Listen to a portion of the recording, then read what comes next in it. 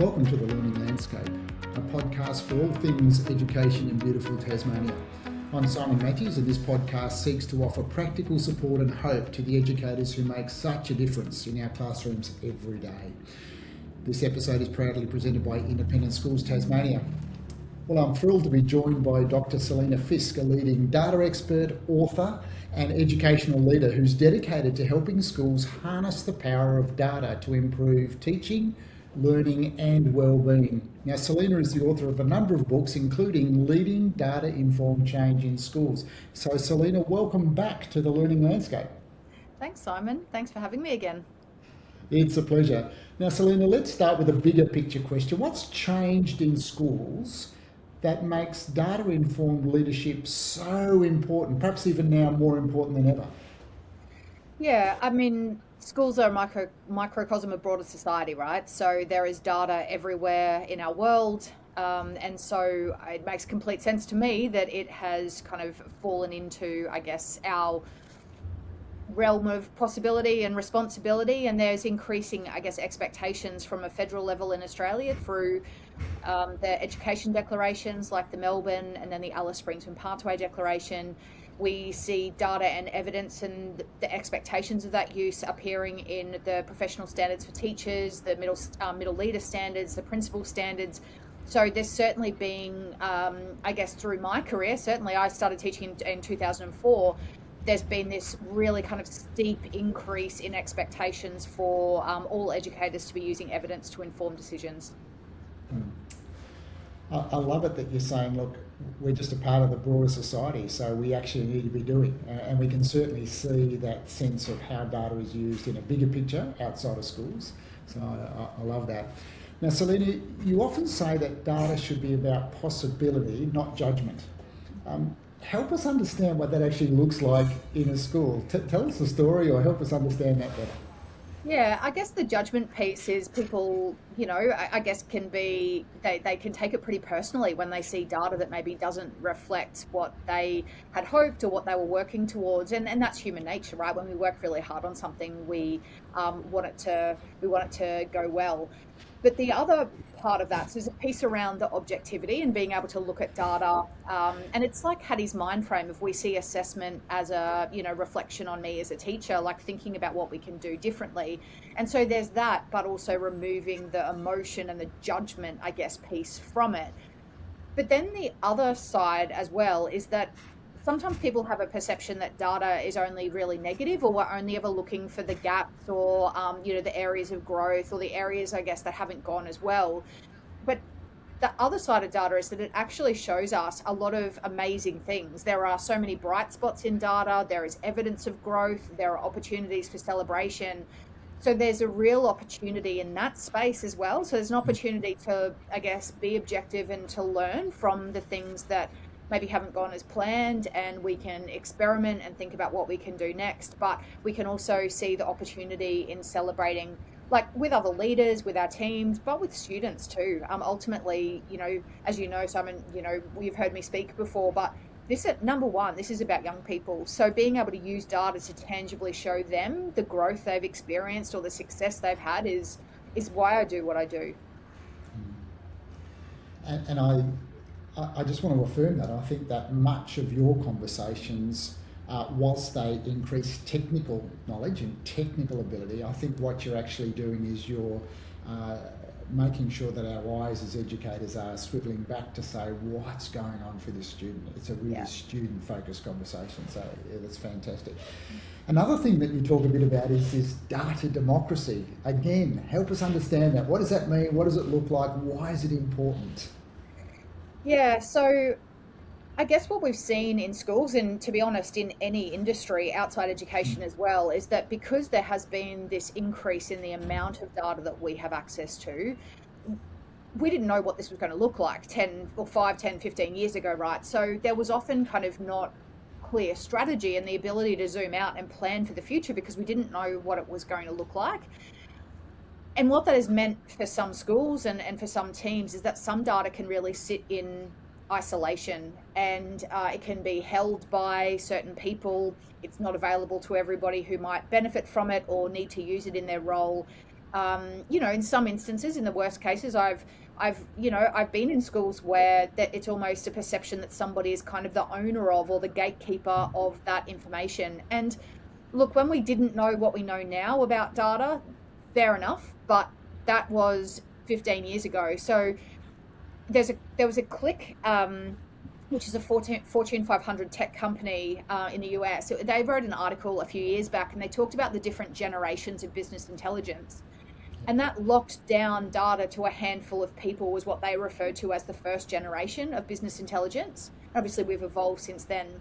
So in our schools, when we moved to the second generation of business intelligence, that's when, a handful of people have access to the data, but not everybody. So it might be your executive team, your head of English, head of maths, head of literacy, numeracy. I was in a school last year where I said to them, we were triangulating some PAT data, some A to E data, attendance data. And I said, look, can we drop the NAPLAN data in here? And the teacher said to me, she said, yeah, that should be okay, but I just need to go and ask permission from the maths and English heads of department to be able to access the information. And so that's a really good example for me of a second generation of business intelligence. Yeah. But we're actually, I guess, the challenge for all of us, and this is, cross-sectorally, and it's into different industries as well, is that we want to get to this third generation of business intelligence, and that's where we create a data democracy. And a data democracy means that teacher doesn't have to go and ask permission, because it's not a thing anyway, but nobody owns that data. If anybody does, it's actually the kids. So if people want to use it to make good decisions, to evaluate the impact they've had, to learn more about their students or their learners or their class, it should be there available to them to access in a way that is user-friendly and easily accessible as well. So that's kind of the next piece. It's then how do we start to break down the barriers and the challenges of access when we have data in so many different places. But in a perfect world, and this is probably an unrealistic perfect world, but in a perfect world, I would be able to kind of go to like a one-stop shop to be able to access all of the information that I value about my class, my kids, my cohort, my faculty, whatever it might be, and I can use it to make decisions. That's what a data democracy is for me. Now, a couple of those things you've talked about, having having a focus on the possibility and the opportunity and the celebration of data, not using it as a stick, and also this access to data. I mean, at their heart, they're cultural issues in a school. It's how the culture is set up and how it lives out. So help us understand, if we flip it from the understanding of data through to a cultural conversation, what do school leaders do that set up that sort of really ripe and fruitful environment where data is celebrated, it is used, it is accessible? What are the key things that you see when you go into schools where that's happening? Yeah, it's a really good point. So I often talk about like the process piece. So there are some things that we need to implement that practically we can introduce, and that's the process part. And we need to be actively building the culture, as you say, at the same time. And I guess the importance of both of those things building at the same time is it just needs to kind of be mentioned, because you can't build a culture without the good processes in place, because people will be saying things like, hey, my leadership team keep telling me to do this thing and work with data, but they don't give me any time or opportunity to do that. So you've got to have this kind of even keel. At the same time, if you introduce the processes and you say, right, we're using this cycle of inquiry, we're using this data here, but there isn't a really robust culture around what that means, why we do it, what it looks like here, what good practice looks like. Again, you're going to have people kind of, I guess, misaligned with what your goals are, because they won't understand it in the context of the broader organizational culture. So that was kind of a long way of getting to the point that I guess the culture we know is led from our senior leaders, our executive leaders. And if you think about just a raw definition of culture broadly, it's the way things are done around here. That's a definition of culture that is, I guess, thrown around quite a bit. And so the extension of that being a data culture is, well, how do we do data around here? Like, what are the norms that exist and what are the expectations that exist in this school that kind of almost provide guardrails and boundaries for me and expectations around what we do? So really good examples of that is modeling from the top. So our senior leaders being involved in professional learning, and building their skill and their data use. One of my very first presentations I ever did, it must have been 8 or 9 years ago now. I remember this primary school principal introduced me, and she said to staff at the time, she said, look, we're all learning here. I'm definitely not a pro at data. This is really new in my wheelhouse. So I'm just going to sit here with you and learn, and there's no judgment on anybody. And she sat with the year 5 teaching team and did all of the same questions, was a participant in that PL. And she was like, none of us are experts. Like, this is all relatively new in our career. So culturally, that sent a very strong message that it was a psychologically safe space to play in. So you could ask questions, you could show curiosity, you could, I guess, almost give counter arguments to what people saw or what they thought. And it was safe to do that. And also, actually, that it's a collective, it's a learning organization. We're working together collectively.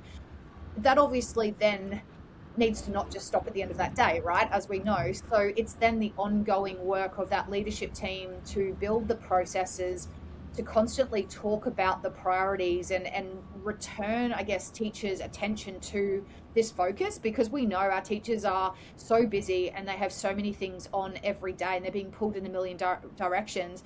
If we're not bringing their attention back to the way we do things around here, that's potentially going to be lost in the weeds of all of the other kind of day-to-day. The other thing for me is around alignment between senior leaders and middle leaders. I wrote a newsletter article on this recently about, I've worked with exec who haven't had middle leaders on side necessarily. They haven't been able to convey the why and the process and the culture well enough. So they've kind of said, this is important to us and this is in our strat plan, but it hasn't actually hit the ground and hasn't actually influenced practice because there hasn't been a follow through from or into middle leaders. And then equally, I've worked with middle leaders who've had real passion for the use of data, but it hasn't been seen by the executive team as a priority for that year. And there are limitations for them. They can't reduce some of the hurdles or roadblocks they might find. There might be differing messaging to staff. Well, my middle leader's telling me this, but the senior leaders are talking about this. So in a perfect world, this culture is kind of built through our senior and middle leaders using the same language, prioritizing the same things. And so the teacher, the classroom teacher who walks out of teaching a full day with, year 4 kids or a 5 or 6 period day, they're just getting that same consistent messaging at every meeting they're going to. It's like, oh yeah, that's right. We're going back to the evidence. We're making this decision because the evidence indicates we need to tweak something. So culture change is hard. It's massive, but there's some of the things, I guess, that I see in schools that are doing it really well. I think that's a really deep and sensible approach to culture change, and I love that you're talking there about alignment, that all the leaders are on the same page. I've been in schools, I've seen schools who are on that journey, and you see the lights go on when they actually start to get some insights into the data. It's up in front of them, everyone's got it, you start talking about it, the lights really go on. But I've also experienced where that then becomes almost the point that you feel you've arrived. Hey, we've got insight. What you talk about though is say that must lead to meaningful action. It's actually got to flow down the pipe even further. What are the things that you think help schools, if they've got that sense of we're looking at the data, we're making observations, we're having good and even hard conversations, what's that bit that actually then takes them to the next bit, which is, okay, and therefore we are going to ... Yeah, as leaders, we've got a real responsibility to drag people into that space because, you've heard the term analysis paralysis. The reality is that people can get stuck in the weeds and they can keep saying, well, this might be interesting and maybe I'll go and look at this, or, maybe I'll just keep diving down this other rabbit hole that's kind of adjacent but not the one I need to be in. And so I guess frameworks and structures and templates for meetings, inquiry cycles that guide people through that process through to action and implementation is really vital. And at the same time, you could do that really well and get people going, oh, I saw this and I'm going to do this. And then if there's no follow through, you might get a 50% uptake or a 30% uptake, and you don't actually know. And then all of that work around the insights and the planning for action has been wasted. So I'm a massive fan of inquiry cycles, whether that be in year level teaching teams, in faculties. Like, people don't have to be looking at the same thing, but that really constructive inquiry around, these are the insights that I see, this is the thing that's kind of most curious to me. I reckon I can, you know, I go to the research and I know that there's a few things I can try and address that gap, or it might even be a celebration. And then I'm going to have this evidence when we come back together to say whether or not I've had any kind of progress or made any inroads. So it is definitely that loop. And I know it's kind of a fine line between, we don't want to micromanage our staff, and kind of have that check-in loop. And at the same time, we actually support our staff by being super clear about what our expectations are. And so having those, again, almost like the guardrails in place, support people to know what's expected of them. So I guess I just wanted to add one more thing, if that's okay. The other thing is that you, in your question, used the word insight the whole way through, which is awesome. And insight is the light bulb. So you might show me data and it might be you might have insights into that data, but they may not be the same as my insights, because insights are inside us. They come from inside. So it's our knowledge of the context, the kids, the broader context, the subject area, whatever it is. That's important to kind of talk about, because I'm more likely to be motivated to act on my insight rather than something you're telling me is important. So if you say, hey, this is a big insight, look, we have to do something about this, and I'm going, well, actually, I reckon this thing's more urgent and important. I actually need to get kids into my classroom and I need to get them engaged first, and then we can start talking about the next piece. I'm not going to act on your insight and take those actions in the same way and with the same authenticity and buy-in as if it was something that I identified as the most important thing right now, and then if I planned out logically that sequence of steps. So cycle of inquiry, but authentic insight finding by the individual, as opposed to somebody telling them what they see. I love it that you're sort of talking about circles of influence and agency there. You're talking about leadership teams being really united on the same page, singing the same song. Then you're going out to saying, hey, look, teachers have to have agency in this. They've got to be able to bring their understanding to the point where their lights go on. Tell us about a school where you've seen that next circle even start to really get hold, and that's when students are understanding their own data, and that's actually informing how they're learning and growing and developing.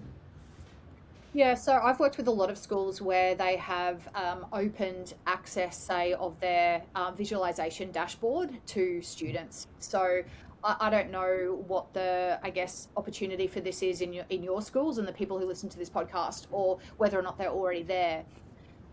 But obviously, going back to the data democracy, we've got to then get to that point down the track where young people have access to their own data and can be empowered with it. So the school that I'm thinking of was a year 5 to 12 school, and they had this brilliant dashboard that they'd been building and working on over a 7 or 8 year period.